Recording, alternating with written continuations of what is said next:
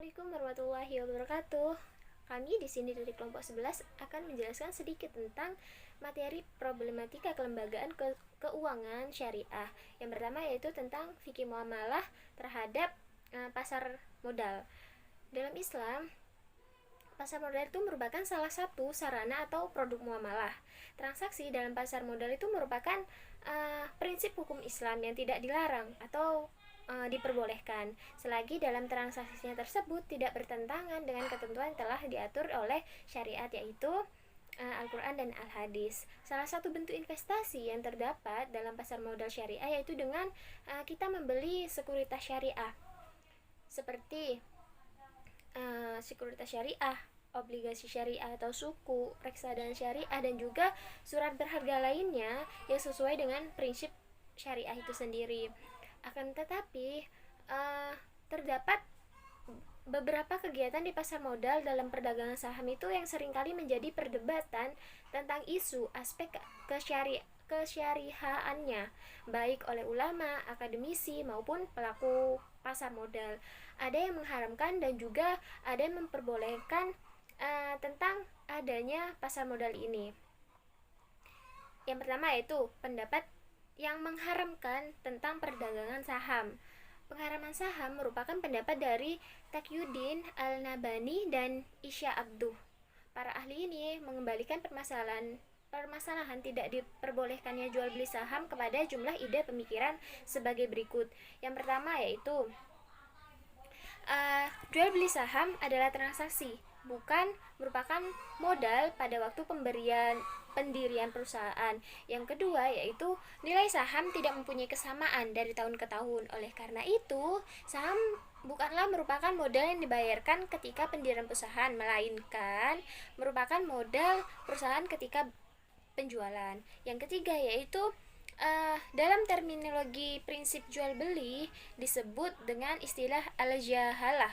Artinya, seorang membeli saham itu tidak mengetahui informasi mengenai spesifikasi barang dagangan yang diperjualbelikan dalam saham.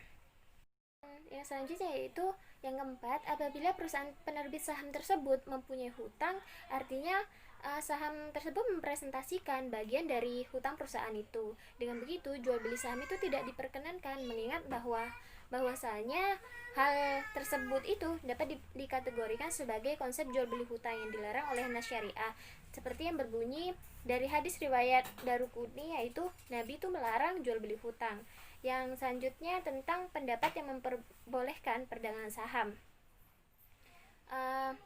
seperti pendapat Syekh Yusuf Al-Qaradawi yang mengemukakan bahwa syarat diperbolehkannya perdagangan saham yaitu jika perusahaan itu tidak beroperasi dalam hal-hal yang terlarang, seperti menghasilkan dan menjual minuman keras, tidak melakukan transaksi dengan menggunakan riba baik dalam menyimpan maupun meminjam.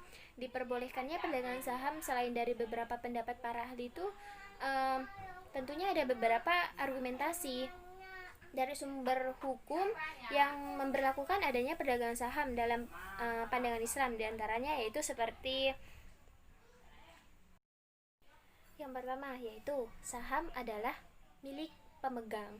Dia berhak mempergunakan secara syariah, baik menjual, menghibahkan, atau menggadaikan, selama tidak membawa kemudaratan kepada pemegang saham yang lain.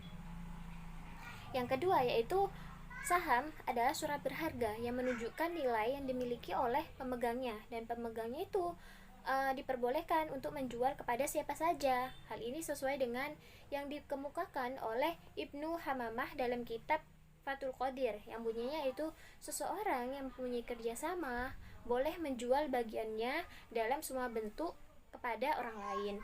Yang ketiga yaitu tidak terdapatnya unsur jahalah dan goror yang dapat mengganggu transaksi saham yang beredar, karena adanya informasi tentang perusahaan dan pusat keuangan yang memberikan gambaran tentang kestabilan secara berkala, maka pembeli mempunyai cukup informasi tentang nilai-nilai saham tersebut sebagai syarat sahnya dari jual beli saham. Yang keempat yaitu jual beli saham itu boleh karena yang dijual itu adalah bagian dari milik si pemegang saham dalam perusahaan, dan sebagian miliknya itu sebagai ganti dari uang. Yang kelima yaitu jual beli saham itu hukumnya sah. Seperti dalam firman Allah. Allah itu mengharamkan jual beli dan mengharamkan riba dalam Quran Al-Baqarah ayat 275. Tidak terdapat dalil yang khusus tentang saham. Dalam kaidah fikih disebutkan bahwa dasarnya setiap akad itu boleh kecuali jika ada dalil yang mengharamkannya. Selanjutnya yaitu tentang jual beli saham di pasar modal syariah.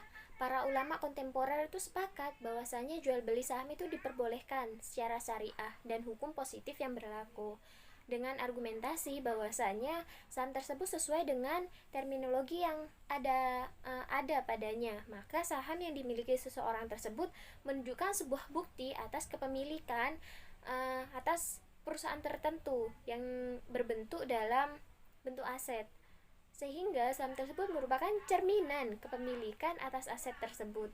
Singkatnya, pemikiran tersebut dapat diartikan bahwa saham itu dapat diperjualbelikan sebagaimana layaknya seperti sebuah barang. Saham syariah adalah sertifikat yang menunjukkan bukti kepemilikan suatu perusahaan yang telah diterbitkan oleh emiten, yang kegiatan usaha maupun cara pengolahannya itu tidak bertentangan dengan syariat Islam. Untuk kita dapat mengetahui, kita dapat melihat kesyarihan suatu saham itu, maka Jakarta Islamic Index atau GII melibatkan DPS itu melakukan filterisasi terhadap setiap saham yang masuk ke dalam pasar modal.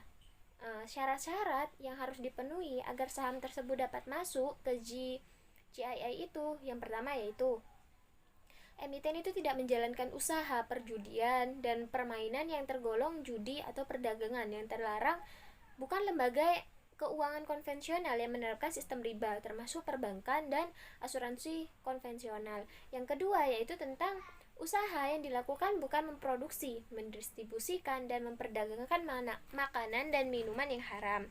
Yang ketiga yaitu tidak menjalankan usaha memproduksi, mendistribusi, dan menyediakan barang atau jasa yang merusak moral dan sifat yang mudorot.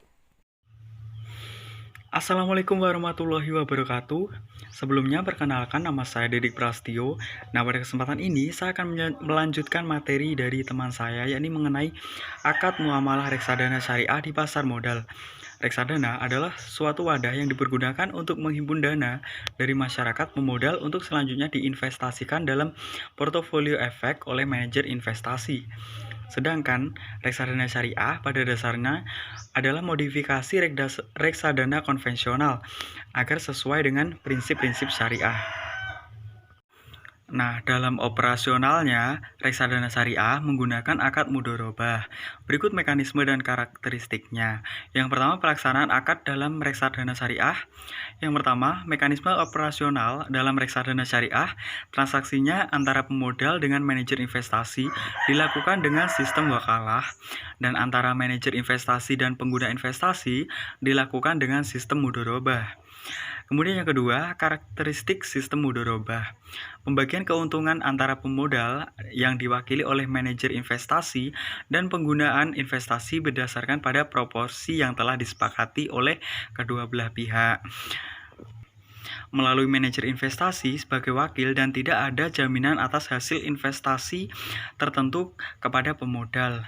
Nah, pemodal hanya menanggung resiko sebesar dana yang telah diberikan. Dan selanjutnya, akad muamalah obligasi syariah di pasar modal.